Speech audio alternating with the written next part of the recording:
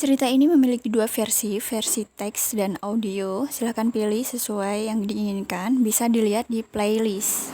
Bagian 22. Permintaan maaf dari Nada. Kebahagiaan demi kebahagiaan telah Aira rasakan. Ketika sedikit demi sedikit, Dava telah menunjukkan perhatian juga rasa sayang. Meskipun terkadang justru bersikap berlebihan. Seperti curiga kalau Aira sedang sibuk dengan ponselnya. Dava tiba-tiba mendekat dan bertanya dengan siapa ia berbalas pesan. Jika ada rezeki lebih, Dava akan mengajak Aira makan malam di luar. Makan di warung lesehan lalu jalan-jalan ke pasar malam. Dan apa saja yang Aira inginkan pasti Dava memberikan. Sederhana.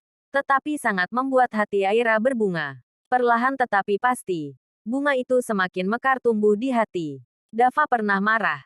Saat tahu Ilham sering datang ke minimarket tempatnya bekerja. Dan memperingatkan. Kalau Ilham datang, suruh saja yang lain melayani. Pokoknya jangan sampai lelaki itu mengambil kesempatan untuk mendekati. Seperti sore ini saat minimarket tutup.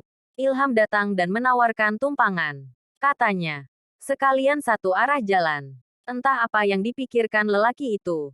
Hingga bersikap seolah Aira masih sendiri. Padahal, seharusnya tahu dan malu. Karena sudah terlalu sering Aira menolak. Apa sih yang kamu banggakan dari suamimu? Terlontar kata dari Ilham yang tak pernah disangka oleh Aira. Langkahnya terhenti saat hendak meninggalkan toko. Menoleh dan mengernyit. Maksud Mas Ilham apa bertanya seperti itu? Aku heran sama kamu. Apa yang kamu banggakan dari suami kayak gitu? Penampilan aja kayak anak nakal. Celana jeans sobek. Kaos, jaket. Ilham menyeringai. Terus sekarang juga udah nggak punya apa-apa. Antar jemput kok naik angkot. Jaga omongan Mas Ilham. Aira melangkah mendekat dengan mata nyalang. Sangat tidak rela jika suaminya dihina. Aku hanya bicara apa adanya. Sahut Ilham cepat. Memang kenyataannya sekarang dia sudah jatuh miskin. Kan? Ya. Aku harap sih kamu nggak nyesel karena dulu lebih memilih dia dibandingkan aku. Aira menghela napas sejenak dan tersenyum santai. Aira justru bersyukur karena telah memilih Bang Dava dibanding Mas Ilham. Petunjuk Allah memang nggak pernah salah. Dari luar, Mas Ilham memang terlihat jauh lebih baik dibanding Bang Dava. Tapi, siapa yang tahu kenyataannya bahwa hati Mas Ilham lebih buruk dari Bang Dava? Senyum di bibir Ilham seketika memudar digantikan ekspresi tak suka. Dan Aira sangat bangga punya suami seperti Bang Dava. Meski sekarang sudah nggak punya apa-apa. Tapi dia selalu berusaha memenuhi kebutuhan Aira. Dan Aira sangat bahagia sekarang. Aira kembali tersenyum. Sudah cukup. Aira permisi dulu. Assalamualaikum. Aira melangkah pergi dengan napas lega. Ketika dulu ia sempat berpikir bahwa telah salah memilih suami. Dan Ilham jauh lebih baik. Kini prasangka buruk itu sirna seketika. Allah telah membukakan kebenaran, memberi jawaban atas pertanyaan. Dava selalu bisa menghindar saat tanpa sengaja berpapasan dengan Nada. Namun, berbeda jika berpapasan dengan Andreas. Ada rindu dan ingin sekali ia kembali seperti dulu. Pagi tadi tanpa sengaja, Dava bertemu dengan Andreas di jalan. Jangankan menyapa, menatap wajah saja. Dava tidak mau. Meskipun hati sebenarnya berkata lain. Ada yang membuat Dava heran. Andreas sama sekali tidak mengejek atau mentertawakan keadaannya. Padahal jika mengingat tujuan lelaki itu merebut semua usahanya, seharusnya sekarang ia meremehkan keadaan Dava yang harus berjuang dari awal lagi. Ya biar dia tahu rasa. Gimana rasanya kehilangan sahabat. Makan dah tuh hasil rampok. Seru Azril menggebu. Menanggapi cerita Dava. Padahal di hati, ia juga ingin sekali kembali seperti dulu. Gue masih nunggu dia sadar. Kalau dalam beberapa bulan ke depan nggak ada perubahan, terpaksa gue akan bawa kasusnya ke jalur hukum. Ketika teman telah benar-benar berubah menjadi lawan, maka nggak ada lagi yang namanya bertahan. Kenapa nggak sekarang aja, sih? Gue udah nggak tahan. Santai dulu aja. Jangan gegabah. Nunggu apa? Nunggu kedai kita ini bangkrut dulu. Dava melirik tajam Azril. Percakapan mereka terhenti saat ada mobil jas merah parkir di halaman kedai. Seorang wanita berambut sebahu turun dan berjalan mendekati mereka. Dava maupun Azril terkejut bahkan mengerjap berkali-kali karena tak percaya. Nada, Serius ini loh. Azril berdiri dan mendekati nada yang masih bergeming. Terlihat ragu untuk menyapa lebih dulu. Jadi, kalian di sini sekarang?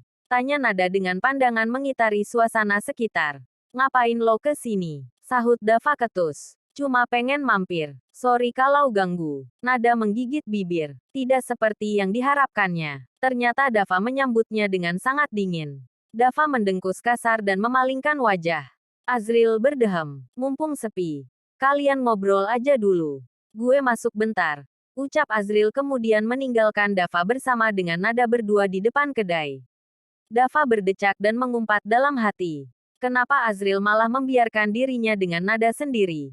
Apa juga yang harus dibicarakan? Dava menatap sinis. Nada menarik napas sejenak. Mengumpulkan keberanian untuk bicara banyak.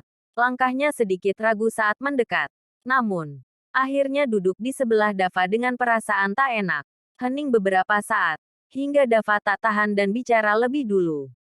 Mau apa sebenarnya ke sini? Mau mentertawakanku? Atau meremehkanku? Apa sebegitu bencinya kamu sama aku? Dav. Tatapan nada memelas. Menurut lo gimana? Dava menyeringai. Udahlah. Mau apa lagi sih nemuin gue? Bisa kita bicara di tempat yang lebih nyaman. Dava melirik jam di tangan. Gue kasih waktu lo 10 menit buat ngomong. Sebelum gue tutup. Bentar lagi hujan. Jadi gue tutup cepat. Buruan. Nada memandang Dava begitu lekat. Aku minta maaf. Lirihnya. Bullshit. Dava tak tahan untuk tidak mengumpat. Aku serius. Dav. Aku kesini karena pengen banget minta maaf sama kamu. Maaf untuk apa? Untuk semua yang pernah aku lakukan ke kamu. Maaf jika menyakitimu. Maaf. Air mata menetes. Membuat Dava segera berpaling. Terlambat. Sekarang minta maaf untuk apa? Nggak guna. Selama bertahun-tahun aku merasa bersalah. Nggak pernah ada keberanian untuk minta maaf sama kamu. Aku hanya takut. Akan semakin menyakitimu. Dav. Dava menarik napas panjang. Mencoba untuk tidak terlalu emosi.